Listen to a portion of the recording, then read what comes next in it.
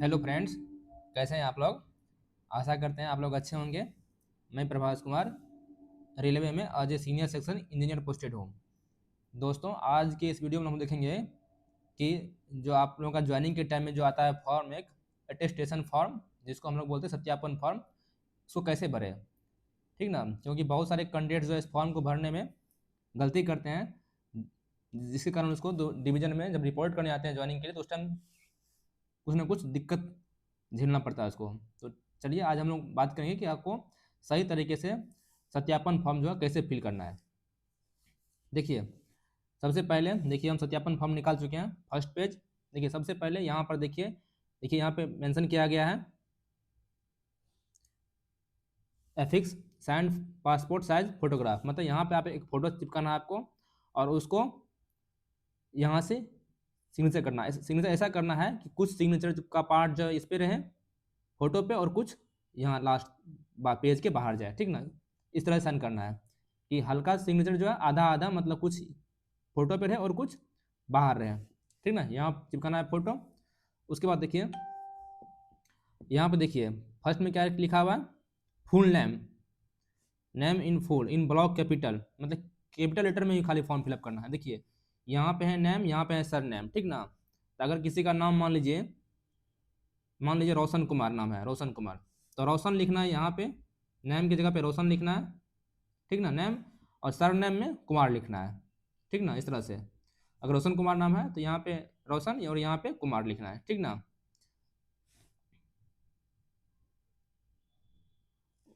उसके बाद चलिए आगे बढ़ते हैं, देखते हैं सेकंड। देखिए सेकंड नंबर जो है, सेकंड नंबर देखिए क्या है,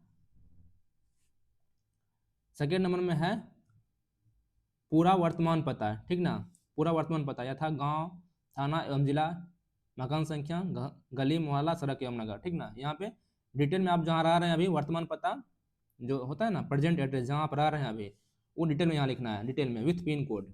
ठीक ना, उसको देखिए यहाँ पे जो है 3 नंबर पॉइंट्स, यहाँ पे लिखना है 3 का जो 1 नंबर पॉइंट है ए, यहाँ पे जो आपका होम एड्रेस है, जो घर का एड्रेस है आपका, यहाँ लिखना है घर का एड्रेस डिटेल में, village, post office, police station, district और पिन कोड के साथ लिखना है। ठीक ना, तो देखिए बी में जो आप यहाँ के देखिए क्या लिखा हुआ है, यदि उम्मीदवार मूल रूप से पाकिस्तान का निवासी हो तो उस केस में अगर आप पाकिस्तान से हैं तो अदरवाइज यहाँ पे लिख दीजिएगा नॉट अप्लीकेबल, या फिर डैश दे दीजिएगा। ठीक ना, दोनों में से कोई भी आप कर सकते हैं, या तो एन ए या फिर ये कर सकते हैं। ठीक ना, उसके बाद देखिए चौथा नंबर पॉइंट हम लोग देखते हैं। देखिए ये चौथा नंबर पॉइंट में क्या है लिखा हुआ, देखिए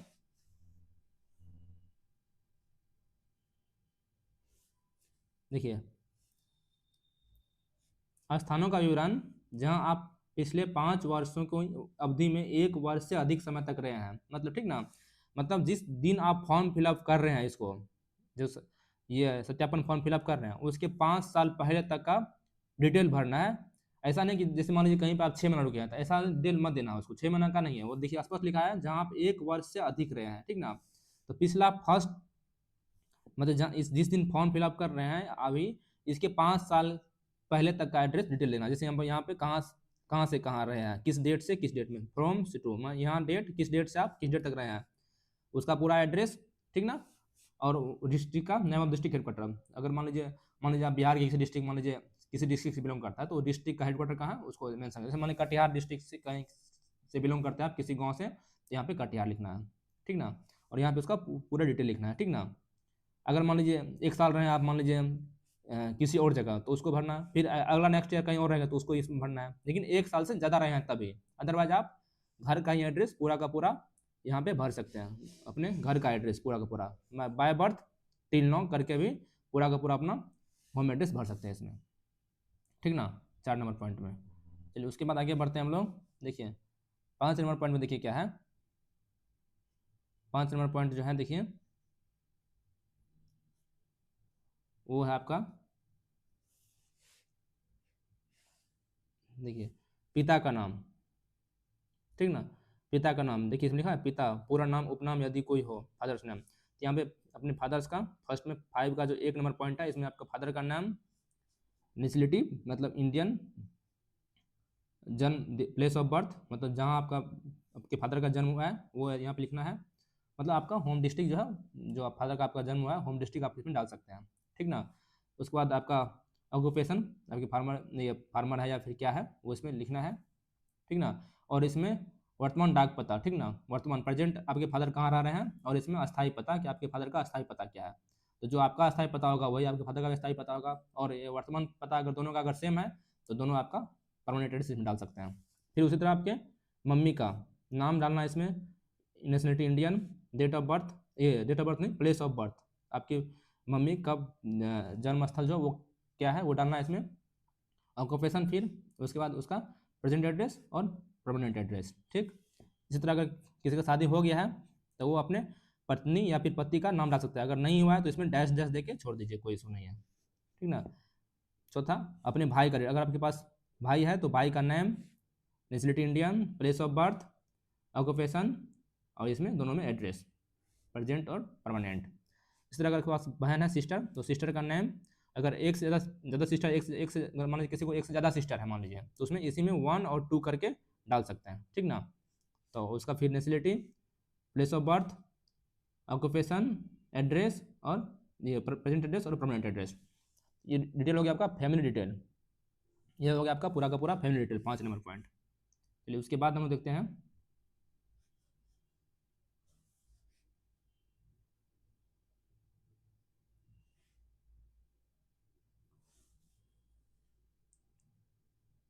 इसके बाद क्या, देखिए कौन में पुत्र, पुत्रों या के संबंध में सूचना यदि उसका अद्यतन रहना दूसरे देश में हो रहा है, तो अगर आपका जो अगर मान लीजिए कोई आपके पास मान लीजिए कोई पुत्र या पुत्री है, ठीक ना, तो उसका डिटेल अगर कोई बाहर रह रहे हैं तो उसमें उसके अगर आपके पास नहीं है ऐसा कुछ तो यहाँ पे डैश डैश दे दीजिए, कोई इशू नहीं है, ठीक ना।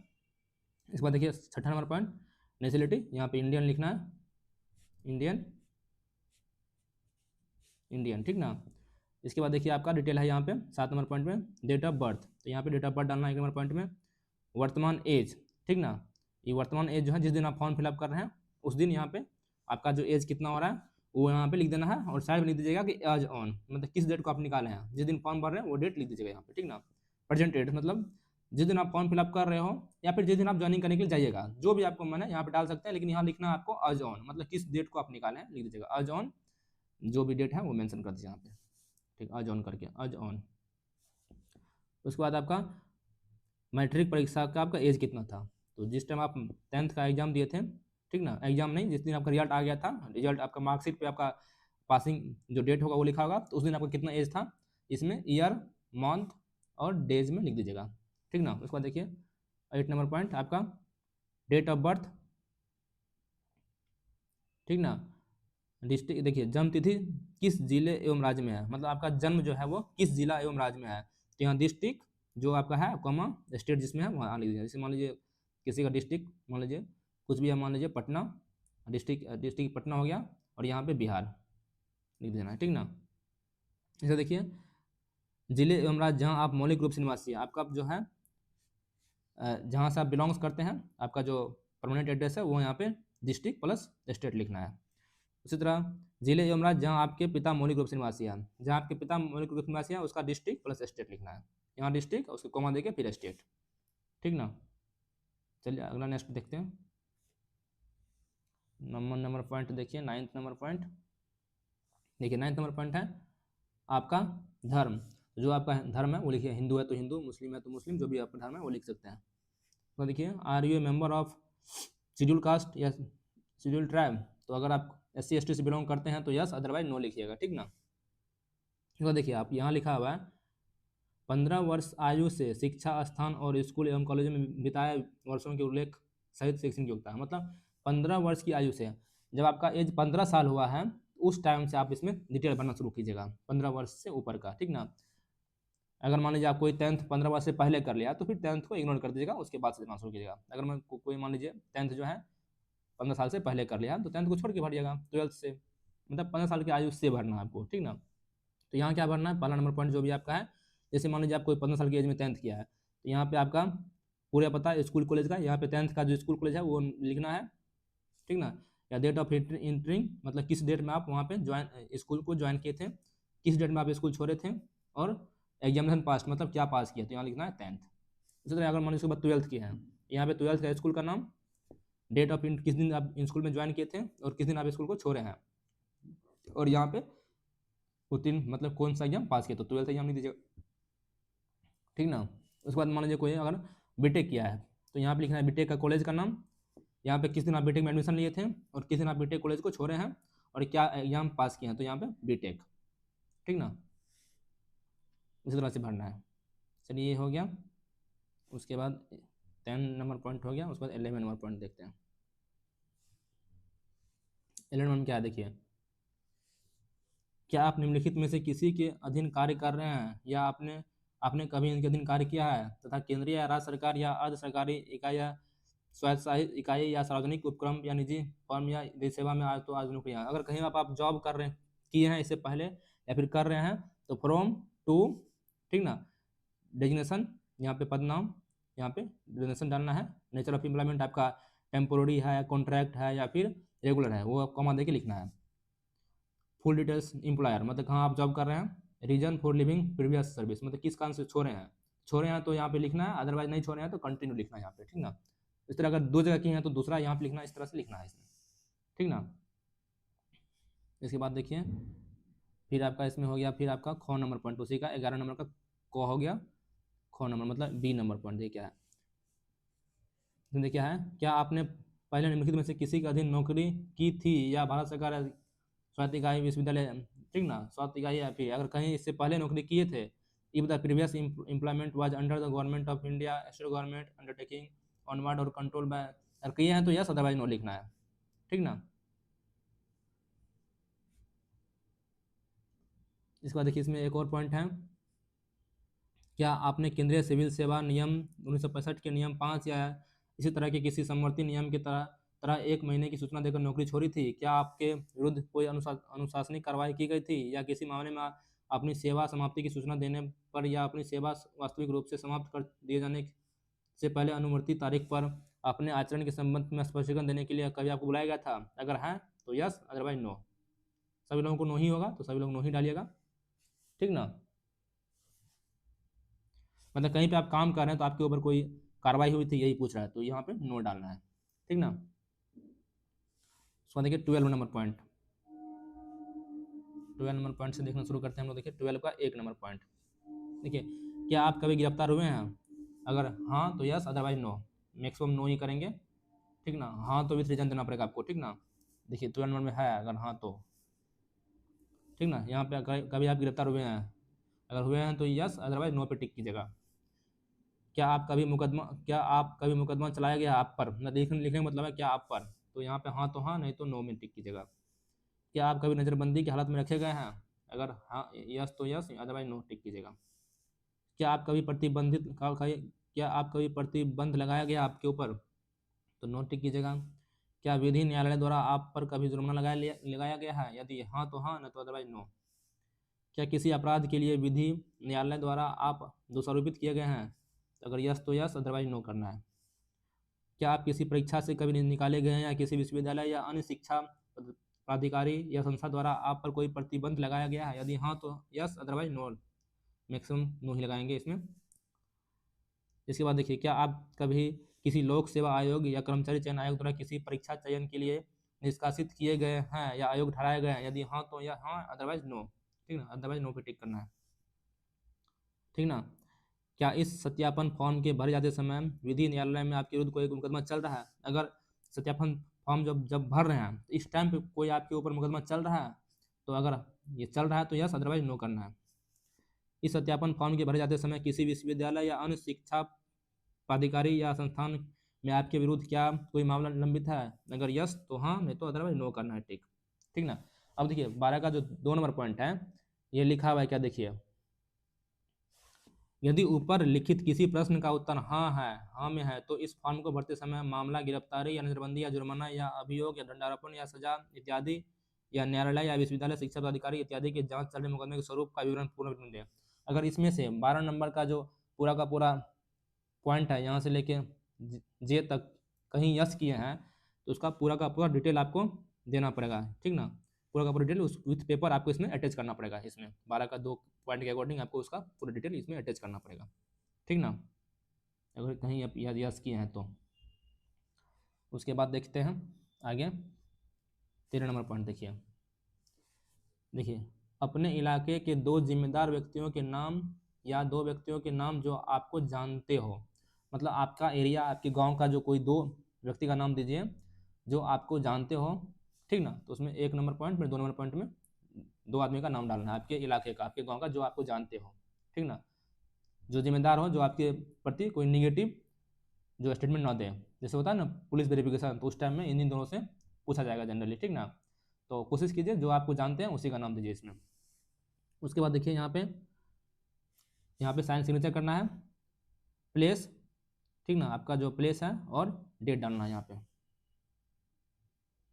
ठीक ना। तो ये हो गया अटेस्टेशन फॉर्म, ये हो गया आपका अटेस्टेशन फॉर्म जो है वो पूरा। उसका देखिए एक आइडेंटिटी, ये तो सत्यापन फॉर्म पूरा भर लिया हम लोग, तो इतना ही सत्यापन फॉर्म इतना ही था। इसके बाद एक आता है क्षतिपूर्ति प्रमाण आइडेंटिटी सर्टिफिकेट, ठीक ना। तो इसमें आप पूरा का पूरा देखिए किससे बनाना है। ये जो आपका है आइडेंटिटी सर्टिफिकेट, ये देखिए, ये केंद्र या राज्य सरकार के राजपत्रित अधिकारी, गेजेटेड ऑफिसर, या उस क्षेत्र के सांसद या विधायक, सब डिवीजन मजिस्ट्रेट या ऑफिसर, ठीक ना, तहसीलदार और नायब या डिप्टी तहसीलदार, किसे बना सकते हैं, मान्यता प्राप्त विश्वविद्यालय या कॉलेज संस्थान के प्राचार्य के द्वारा बना सकते हैं, बीडीओ के द्वारा, पोस्ट मास्टर और पंचायत इंस्पेक्टर के द्वारा बना सकते हैं इसको आप, ठीक ना। इसमें आपको भरना क्या क्या है देखिए, यहाँ पे भरना आपको देखिए,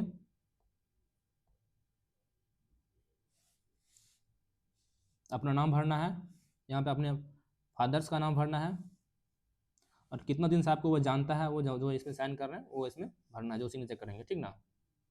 लास्ट डैश ईयर से आपको जानता है, ठीक ना, वो इसमें भर देंगे, कितना दिन कितना महीना से, यहाँ पे साल, यहाँ पे मंथ, ठीक ना, वो साइन कर देंगे, और यहाँ पे जो है स्थान और डेट लगा देंगे, ठीक ना। और ये तो आपका ऑफिस में भरा जाएगा, ठीक ना। तो ये हो गया आपका जो है पूरा का पूरा अटेस्टेशन फॉर्म, ठीक ना। ये पूरा का पूरा का हो गया अटेस्टेशन फॉर्म कैसे भरना है, और उसके साथ ही साथ आइडेंटिटी सर्टिफिकेट, मतलब क्षतिपूर्ति प्रमाण पत्र। तो आज की इस वीडियो में हम लोग देखें कि किस तरह से अटेस्टेशन फॉर्म और आइडेंटिटी सर्टिफिकेट भरना है। आशा करते हैं ये वीडियो आप लोगों को अच्छा लगा होगा। अगर अच्छा लगा हो तो आप लोग वीडियो को लाइक कीजिए और अपने दोस्तों के साथ शेयर कीजिए। चलिए, तब तक के लिए बाय।